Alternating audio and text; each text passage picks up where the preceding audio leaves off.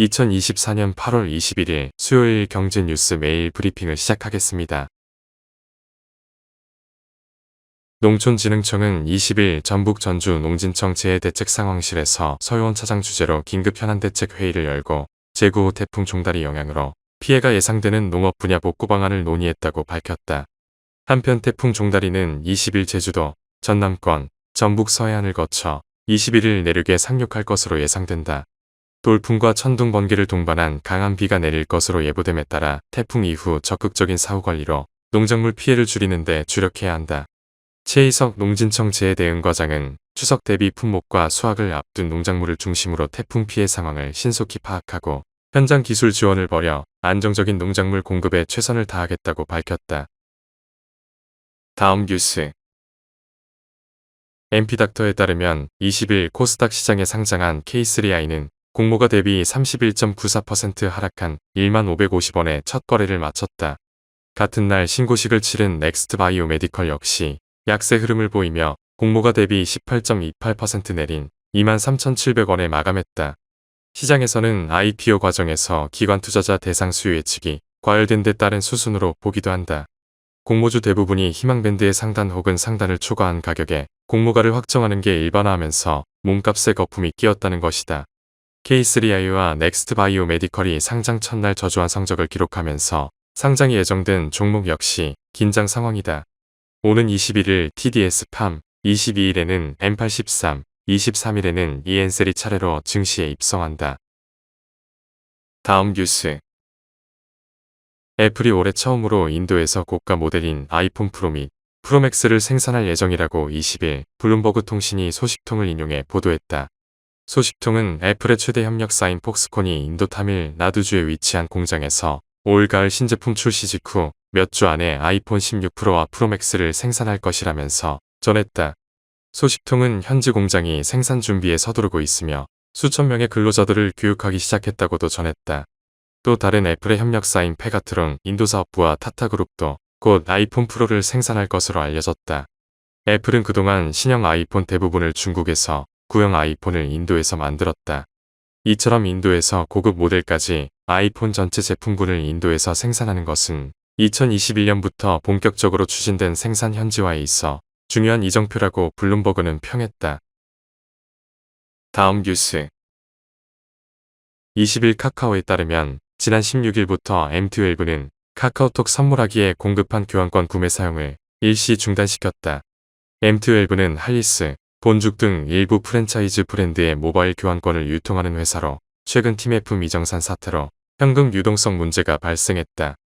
M12는 자사 모바일 교환권 브랜드 기프트팝 홈페이지에도 상품 판매를 일시 중단한다고 공지했다. 카카오는 환불 조치로 소비자를 보호한다는 입장이다. 카카오 측은 선물하기에서 구매한 교환권은 브랜드사 사정으로 사용이 어려울 경우 100% 현금 환불 받을 수 있다고 밝혔다. 다음 뉴스. 최근 유가가 떨어지고 원화 가치가 상승하면서 휴가철에도 부진을 겪어온 항공주와 여행주가 일제히 강세를 나타내고 있다. 항공여행주는 20일 동반 상승했으나 여름 휴가철인 지난 7월 이후로는 낙폭이 지수 하락률을 밑돌 정도로 침체에 빠진 상황이다. 증권가에서는 엔화 강세와 티몬 위메프 사태 등 악재에 시달린 항공여행주가 4분기부터 시장에서 재평가를 받을 것으로 바라보고 있다. 일본의 대지진 리스크까지 항공여행주의 악재가 몰린 만큼 부정적인 이슈가 소강 상태로 접어드는 4분기부터 투자 심리를 이끌 수 있다는 분석이다. 다음 뉴스. 긴축과 금리 인상 우려에다 러시아와 우크라이나 간 전쟁 발발 가능성 등 악재가 겹치며 미국 증시가 연초 큰 폭으로 조정을 받으면서 레버리지 상품에 투자하는 서학개미들의 손실이 눈덩이처럼 불어나고 있다.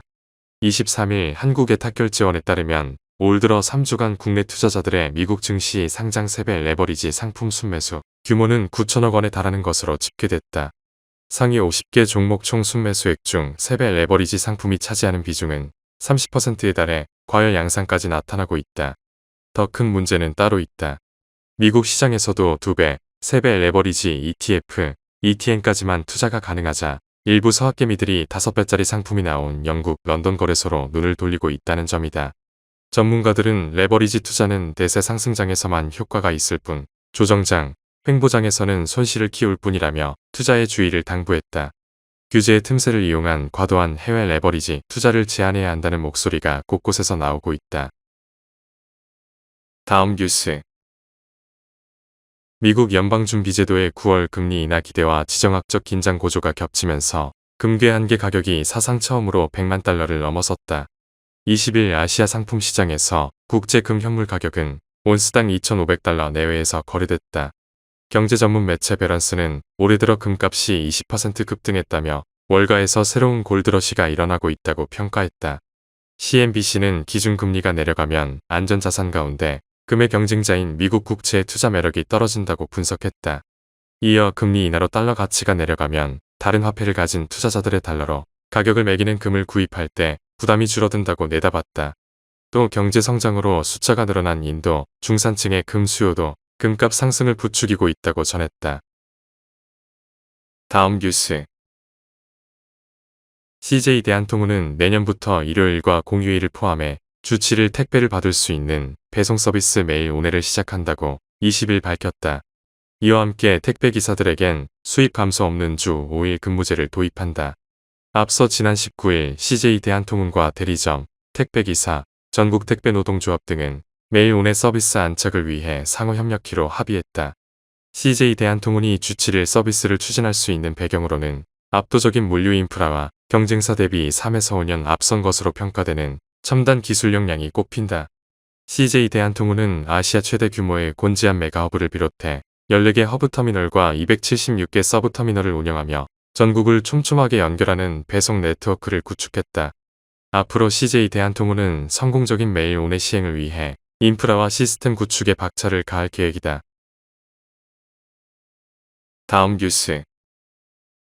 하나은행이 고시한 8월 20일 오후 8시 24분 원달러 환율은 1334.20원입니다. 시청해주셔서 감사합니다. 더 좋은 영상을 위해 구독, 좋아요 부탁드립니다.